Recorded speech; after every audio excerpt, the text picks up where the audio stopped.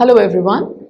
So today's lecture is part of the module Writings on the Margins, and it's titled Tribal Worldview, Some Broad Concerns. So in the previous lecture we looked at the concept of worldview and particularly tribal worldview, and how does it become an important critical tool when we engage with particularly the tribal narratives. So in this lecture, we will try to see that what all are some of the common points that we notice in the literary texts which engage with the tribal experience and then that construct a tribal worldview. Okay, so the first thing that we say is that the relationship of the individual with the community becomes an important one in the context of the tribal worldview, right? There's a strong ethic of a sense of community, which is actually bound by a commonality of norms, traditions, and values. So whenever we read a text, that captures the experience of the tribals, we notice that the characters that are depicted over there, they have a very strong sense of community. And where does this sense of community come from?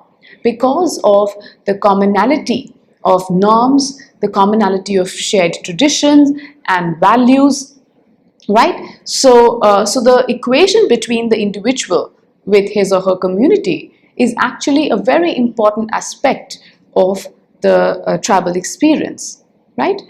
Then we also see that there is an importance of the social bodies as well, such as that of the village council. So when we think of the relationship of the individual or the strong or the significant relationship of the individual with community in the tribal narratives, what we also notice is that another aspect of community becomes important. That is these bodies such as the village council, right?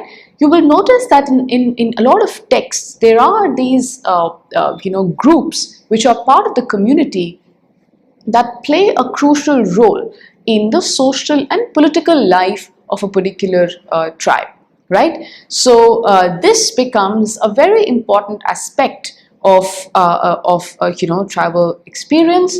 And when we talk about the particular worldview, we see that we notice that how for the tribal this equation or this bond between the individual and the community becomes a crucial one. And this bond is expressed in terms of shared values, shared norms, traditions, etc. Right? Now, you see, if you once compare it to an individual living in a metropolitan city, right? Over there, the sense of the self or the individual oriented identity becomes more pronounced as against the equation that the individual might have with the community or society in general, right? So when we talk about the tribal experience, okay, over there this bond between the individual and the community is particularly strong. So therefore we also see that there is a sense of collectivism and there's a sense of cooperation that is also evident in the dynamic of the tribal individual with his or her community. Now, the second important aspect of the tribal worldview is also the significance of connection with one's ancestors. We notice that a lot of the texts which engage with this experience, we notice that the individuals or the characters, they have or they display a very strong connection with one's ancestors. The ancestors have a decisive presence in the life of the tribals. Now one might wonder that how is this decisive presence felt, right? You see, there is the idea of the presiding deities that you will notice mentioned in a lot of texts, right? Now there is a presiding deity and there is a sense of reverence for one's ancestors. There are rituals surrounding paying respect to those who belong to one's community but now are dead. So these actually form, a very crucial part of the tribal's engagement with their own past and also with their present reality. Right? So we see then this significance of connection with one's ancestors establishes, an intimate link of the tribals with their roots, and also, highlights that how there is a deep sense of respect for their roots as well.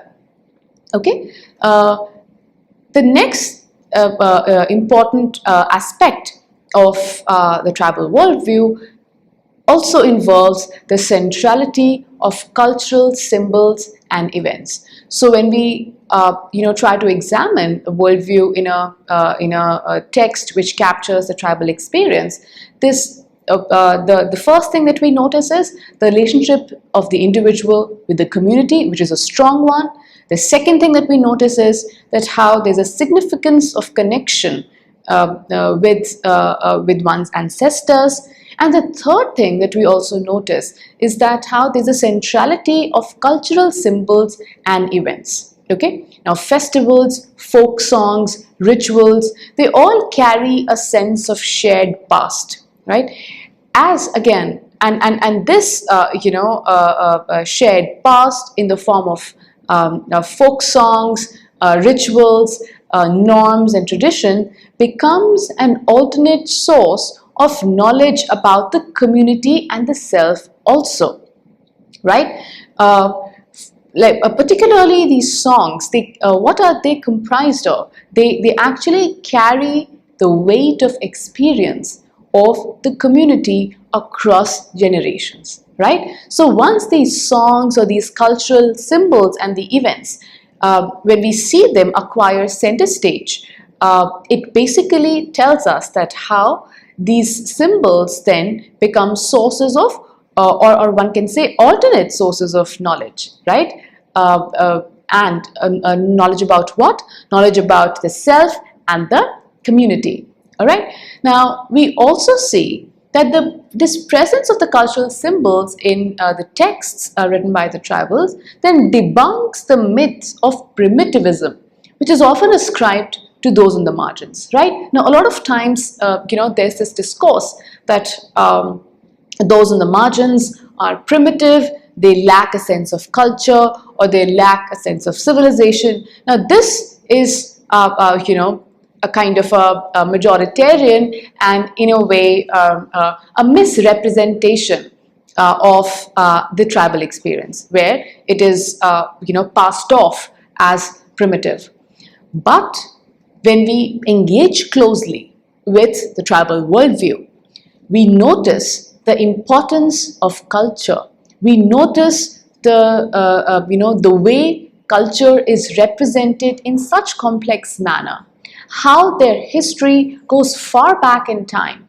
They have these systems of commonality, these systems of engaging with one another, the systems of celebrations, the system of beliefs and values. When we come very close to these, what we see is that this myth of primitivism surrounding the tribals stands questioned. And that's how, engaging with the tribal worldview then again becomes an enabling enterprise, right? So far we have looked at these three aspects of the tribal worldview. First, a strong relationship between the individual and the community. Second, a significant connection with the ancestors. Third, the centrality of cultural symbols and events in the expressions or in the narratives that capture the tribal worldview. And fourth is that we also notice a close connection between the tribals and the nature and environment. Now, nature has a very decisive presence when we engage with the tribal experience, right? Now, aspects of nature often also occupy the tribal myths as well. So those myths that have been traveling through different generations, they also a very essential part of those myths comprises nature, comprises different aspects of nature, such as trees, birds, etc. So their beliefs, a lot of times are in very close connection with nature, right? So this again is something which distinguishes a tribal's worldview, how they perceive their reality and how they perceive their own sense of self and also their own past. Now we also see that how the elements of nature acquire a peculiar, or not exactly peculiar, but it acquires a particular significance in the day-to-day life of the tribals, right? For instance, there are these elaborate, so to say, rituals surrounding maybe honoring deities of a particular natural phenomenon, right? So therefore, we see that how different elements of nature then have a very particular significance in day-to-day life of the tribals in that sense, right?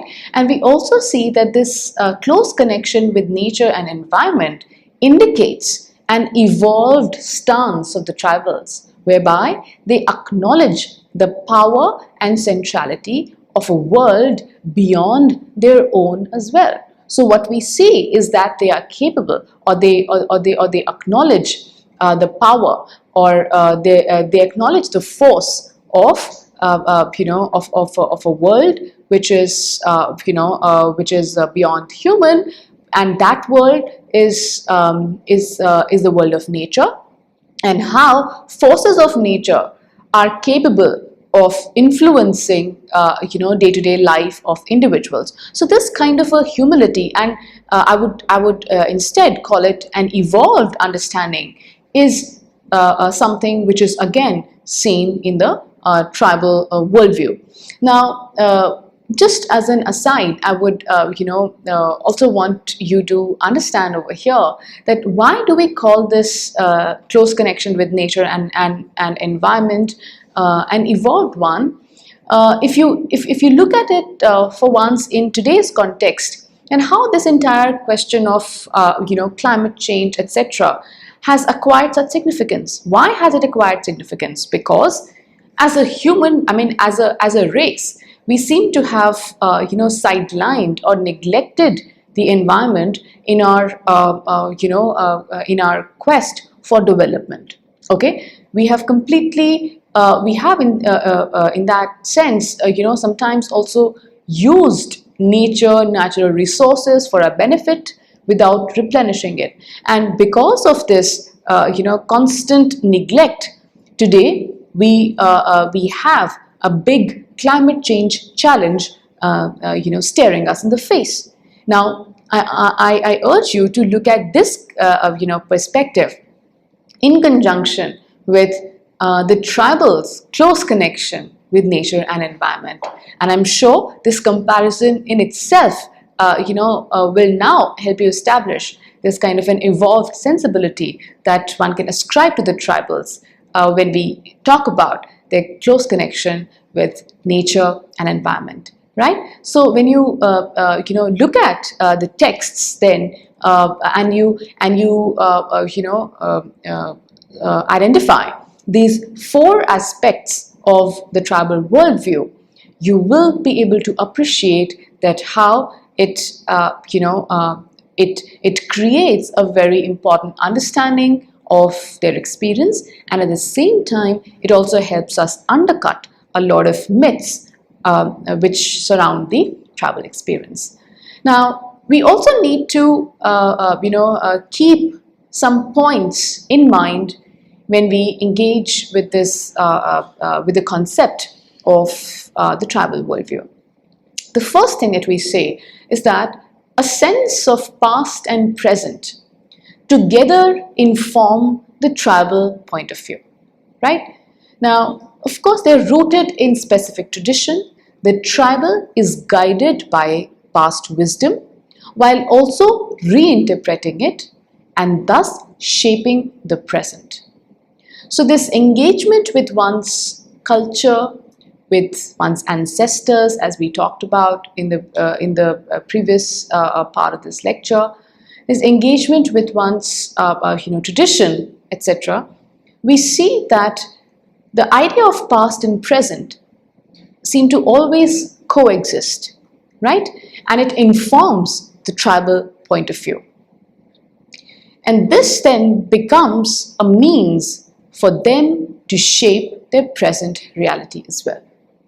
The second thing that we say is that a wealth of knowledge comes from the community living alone in the case of tribal experience. Now, their worldview then is shaped by the active engagement in the processes of life and also by the more recent narratives which are written by the tribals who then captured the lived reality of their community. So we see that how the question of worldview unfolds at two levels in the case of the tribal experience. First, a worldview is shaped, or the tribal worldview is shaped by the individual or the community's active engagement in the processes of everyday life, right? How they interact with different aspects of everyday life. When we look at those aspects, when we look at those parts of a tribal's engagement, then we see how a tribal worldview is constructed, right? Now, at another level, the tribal worldview is also constructed through these narratives which are written by the tribals that then capture the lived reality of their community. Okay?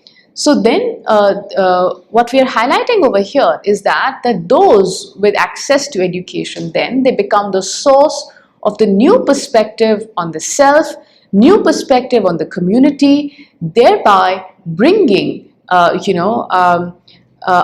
certain kind of a revisionary worldview. So what we are then trying to say is that the ones with access to education become the source of new perspectives on self, new perspectives on community, and also thereby adding another dimension to the tribal worldview itself, right? Now here then we say begins the process of change in the marginalized subjectivities. Okay, the moment this alternate worldview of the tribals is introduced in these narratives written by the educated tribals, this becomes the seed for change in the otherwise marginalized subjectivities of the tribal, right? Now, the other thing that we say over here is that as we trace these concerns which are common to the tribal worldview, one must be wary of universalizing this understanding as well. Now, what do we mean by that?